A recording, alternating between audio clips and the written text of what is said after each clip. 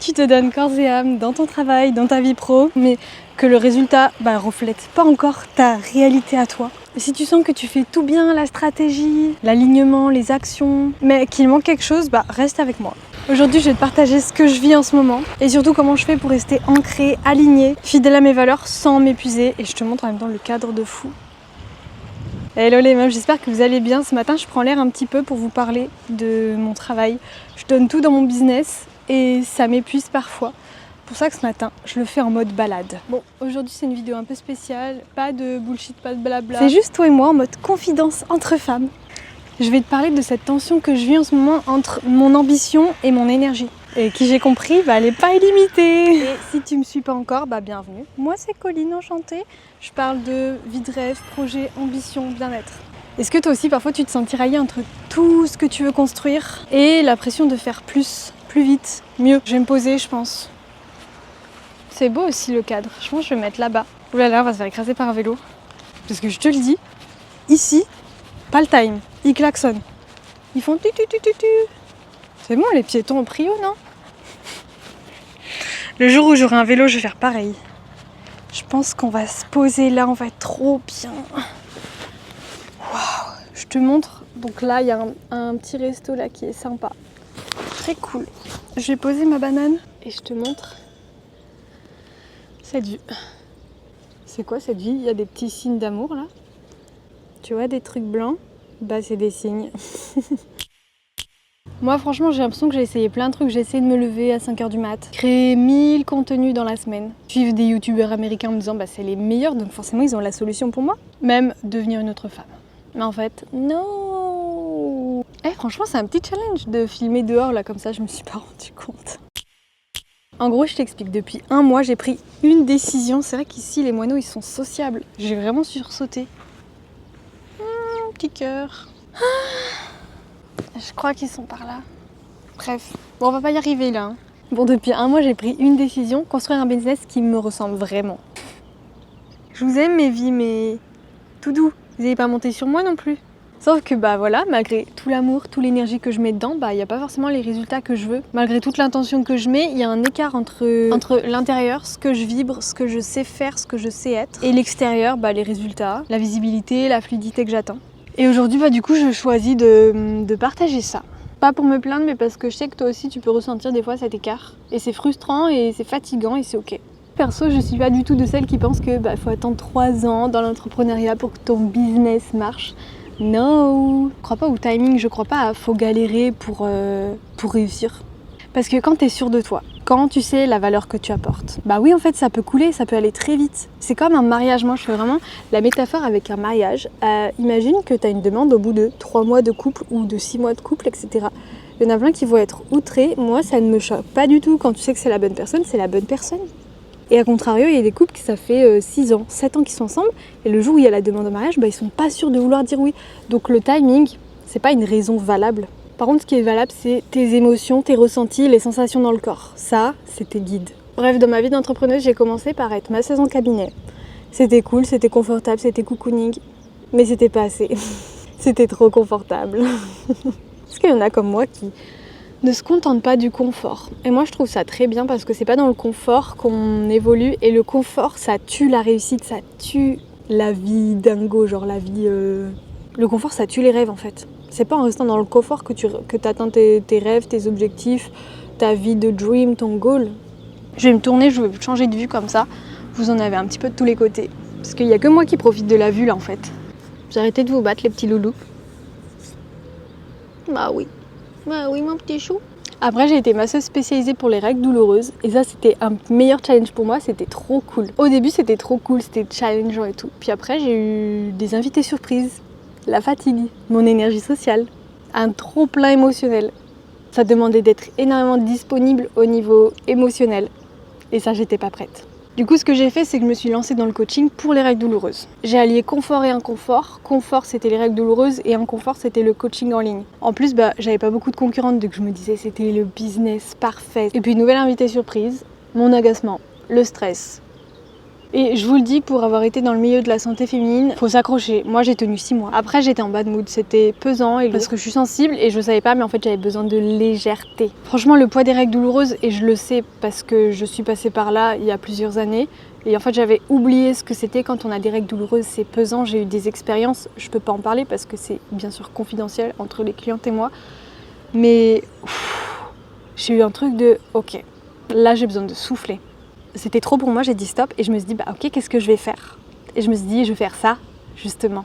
Exactement ça, exactement ce que je suis en train de faire. Aider les femmes à s'écouter et à mener leurs projets sans s'excuser, sans s'effacer. Et sans s'excuser, j'insiste, c'est hyper important. Sans s'excuser parce que moi quand j'ai arrêté les règles douloureuses, on m'a mis vraiment dans des cases. On m'a dit mais Colline, tu peux pas arrêter d'aider tes clientes. Colline, tu peux pas arrêter de parler de règles douloureuses, on t'a trop associé aux règles douloureuses, c'est pas possible. On m'a dit ça se fait pas d'arrêter les règles douloureuses. Mais les gars,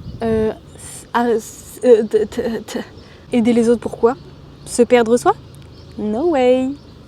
Bien sûr que ça se fait d'arrêter d'aider les autres.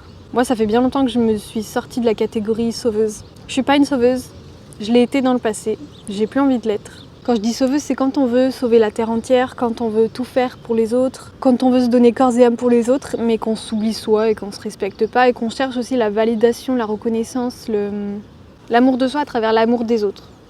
Moi j'ai plus envie de ça.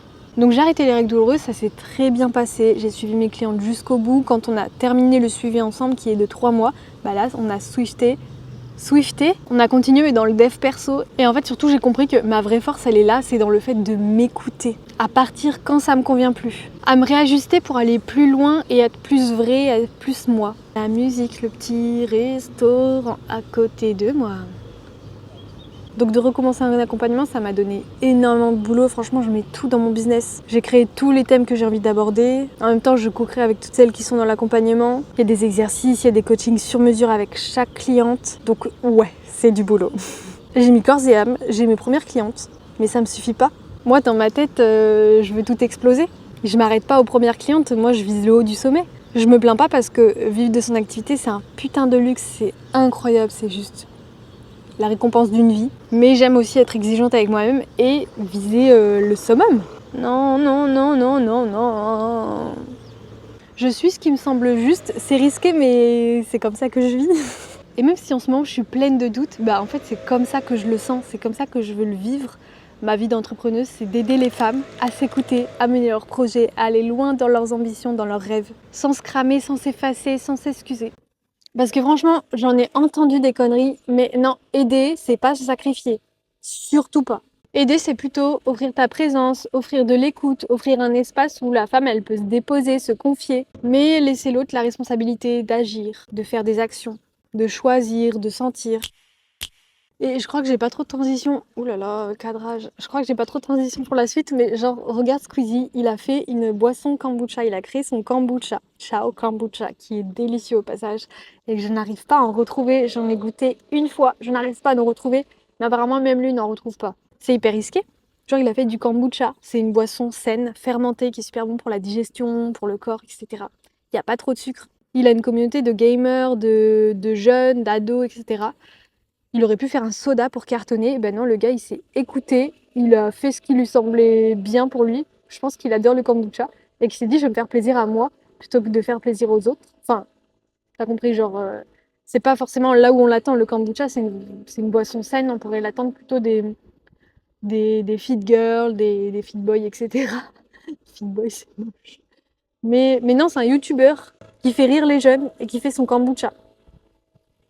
Bah, c'est risqué de faire ça. Et il se fait grave lyncher par les autres pour ça. Mais le gars, il continue. Et le gars, il a choisi l'alignement plutôt que la réussite rapide. Et moi, je suis exactement dans le même mood. Si j'aurais voulu une réussite rapide, j'aurais continué dans les règles douloureuses. C'est là où on m'attendait. J'avais exactement les clientes pour. Sur Instagram, j'avais plein de nanas qui me suivaient pour ça. Non, j'ai choisi l'alignement.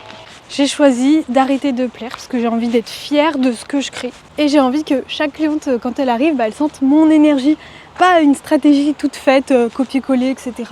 Bon là, oh j'adore les sales pleureurs. Crois que la terre t'appartient tout entière. Pour toi ce n'est qu'un tapis de poussière. Pocahontas, vraiment, ma vie les sales pleureurs, juste pour Pocahontas je crois. Je crois qu'on va se retrouver à la maison, dans la salle de bain. Petite skincare. Because ma pote arrive à 8h35 et il est 8h29. Et c'est une meuf qui est grave à l'heure, donc je n'ai pas envie de la faire attendre. Vous voyez, je suis en tenue de runneuse, tire-pote pour courir, parce qu'elle est insociable, quand elle court, elle parle pas. Non, en vrai, je comprends, on est essoufflé en 2 secondes. Puis sur le lac.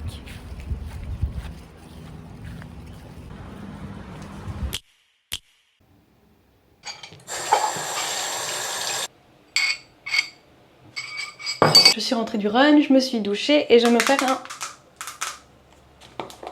poté masque.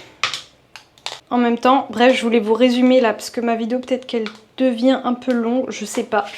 Moi ça fait un moment que je parle mais je ne sais pas comment seront les cuts. En gros aujourd'hui, j'en parlais avec une copine, je veux plus chercher l'approbation, je veux chercher la cohérence, l'alignement, vraiment quelque chose que je pourrais faire sur le long terme. Là. Et j'ai compris pourquoi ça a glissé dans ma dernière vidéo YouTube, il faut que je le tienne en fait. Il faut que je le tienne le temps qu'il se colle. Donc on va faire ça. Et aussi, genre, je sais pas, c'est un petit peu rien à voir ce que je vais dire, mais j'ai l'impression que c'est fini l'ère du temps. C'est fini l'ère du temps où on se fait arnaquer avec des produits digitaux ou... Attends, j'arrive pas à y mettre. Avec des accompagnements ou des produits digitaux en ligne, je trouve que c'est vraiment fini parce qu'en fait, avec l'ère du temps, c'est-à-dire toutes les technologies... Ah, je vais le tenir. Toutes les technologies développées avec ChatGPT, avec la puissance de Google, tout ce qu'on trouve sur internet, en fait si on veut des petits conseils faciles et rapides, des solutions courtes et rapides, on va sur internet en fait. On va chercher la solution sur internet, donc forcément les accompagnements, quand ils sont créés, bah, ils doivent être créés à fond. Ils sont puissants, c'est quelque chose qui est beaucoup plus développé que ChatGPT, Google, Internet, etc. Donc je trouve que maintenant que quand on rentre dans un accompagnement, c'est que vraiment on veut investir sur soi, on veut des changements profonds et sur le long terme. On veut quelque chose de concret, palpable et sur le long terme on veut un vrai changement. Donc là, c'est dans ces cas-là qu'on rentre dans un accompagnement. Moi-même, je suis rentrée dans un accompagnement, je me fais accompagner sur tout ce qui est coaching, sur tout ce qui est dans mon domaine, en fait, je me forme. Et parfois, je suis pas d'accord avec ma coach qui me coach. Et c'est ok. Et je trouve que des fois, je me perds un petit peu entre toutes les stratégies, tout le marketing, tous les contenus trop ouf que je vois sur les autres nanas que moi je fais pas. Des fois, j'ai envie de faire plus, mieux, etc. Bon, après, je respire, je me dis calme-toi, respire. Oui, tu pourrais aller toujours plus vite, toujours plus fort, tu pourrais taper encore plus fort, tu pourrais te faire encore plus remarquer, mais est-ce que ça va être toi? Non, alors calme-toi, parle-en à un adulte et reste calme. C'est mon petit frère qui me dit toujours ça, il m'énerve. Calme-toi, assis-toi et parle-en à un adulte.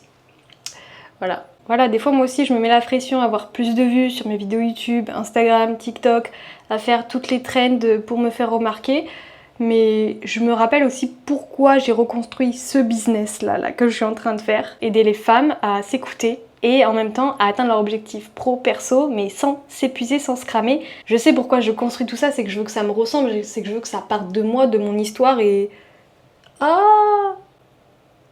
J'ai pas envie de faire une stratégie copier-coller, etc. Mais bref, je voulais dire aussi que l'accompagnement dans lequel je suis, j'en parlerai après quand j'aurai terminé parce que là je suis trop bien avec elle et j'ai pas envie que tout le monde aille vers elle. Vous voyez, des fois il faut savoir garder ces petits trucs pour soi.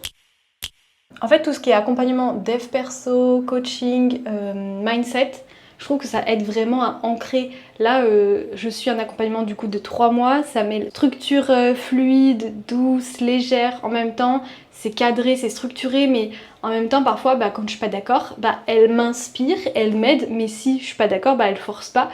Et elle va toujours partir de moi pour créer mon coaching avec les clientes, ma façon d'accompagner, ma façon d'être coach, etc.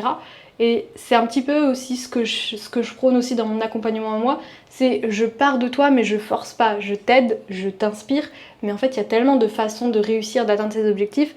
Moi le but c'est juste de remettre de la clarté dans ton esprit, que tu fasses un petit peu le tri dans tout ce flou, que tu te reconnectes à toi pour mieux partir de toi.